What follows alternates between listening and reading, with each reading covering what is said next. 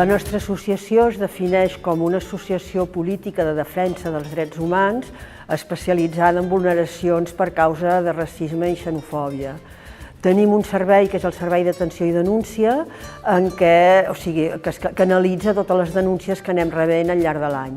Ahir, precisament, dia 21 de març, que és el dia de l'erradicació del racisme i la xenofòbia, vam presentar el nostre informe anual corresponent al 2017 i en allà surten exemples de tots els casos de vulneracions que nosaltres anem rebent al nostre servei.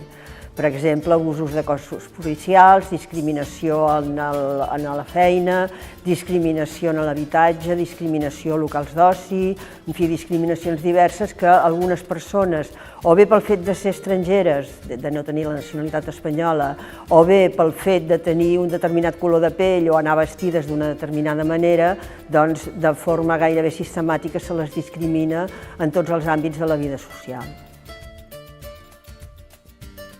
En l'àmbit del comerç hi ha molts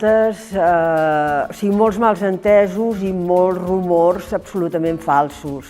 Per exemple, cada vegada que passa alguna notícia relacionada amb una persona d'origen xinès, aleshores els mitjans s'omplen de si les màfies xineses, que sí, de rumors, no els vull ni repetir perquè alguns fins i tot em fa vergonya de dir-los, de les barbaritats que es poden arribar a dir dels comerços, siguin restaurants o siguin basars, que siguin regentats per persones xineses. Llavors ens fa, esclar, per una banda, que algunes persones se'ls creguin i no s'atreveixin a entrar en algun d'aquests comerços, o també fins i tot que de vegades a les portes d'aquests comerços puguin aparèixer pintades de mal gust, insultant, etc.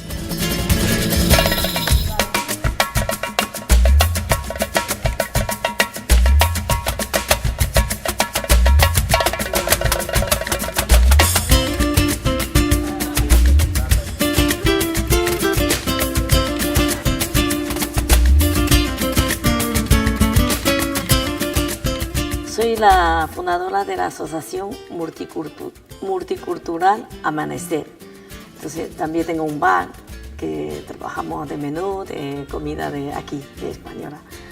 Y luego hemos fundido esta asociación porque en la persona de aquí, hay gente de aquí, española, la vicepresidenta, por ejemplo, la secretaria son de española. ¿Por qué? Porque queríamos hacer un intercambio de culturas de nuestro y otro.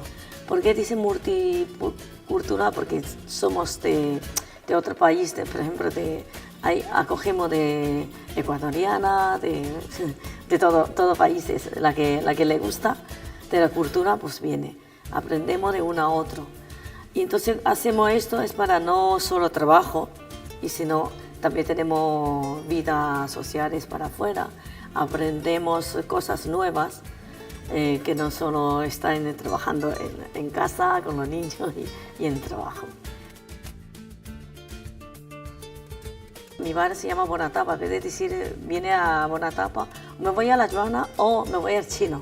Dice, luego he oído a los clientes que están hablando de teléfono. Estoy en la esquina del bar que es de chino, pero no tiene nada que ver con el chino. Si yo hago comida española, tapas, menús, todos son de comida, nada de chino, pero ¿por qué llamar bar chino? No lo sé. Y luego la gente dice, me voy al chino a comprar. Chino a comprar, que quiere decir bazar chino, ¿no?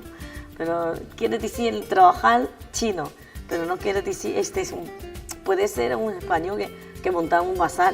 Simplemente el dueño como es el chino y le llama chino. Entonces, también como decir, me voy a Paqui, comprar una chaguarma, porque son Paqui, ¿no? Así.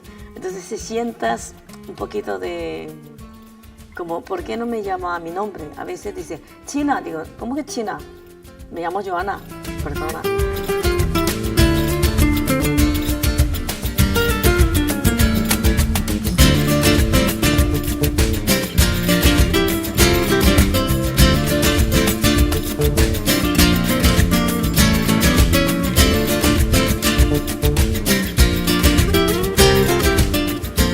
Soc el Javed, president de l'Associació de Treballadors Pakistanesos, i nosaltres, tasques és ajudar-la nouvinguts de Pakistani i per exemple, fem cursos d'internet per gent jove, per gent gran que aprengui. També que fem cursos de clase catalán. En nuestra asociación vienen, primero, gent pakistanesos, segundo, gent d'Índia, tercero, gent de Bangladesh, cuarto, gent de Nepal. I venen altres també, però principal és 4.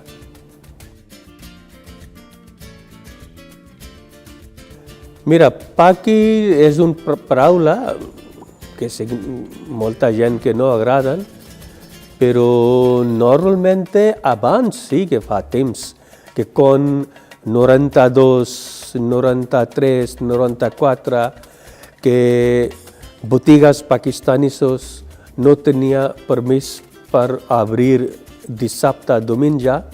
Així, aquesta època sí que gent queixaven i van dir paqui, però ara que gent obrim tota la setmana, tot el dia botigues, ara gent no diu paqui. Aquesta època sí. Que paqui? Una botiga de paqui que obren tot el dia és mal, però ara no, fa temps que ara no.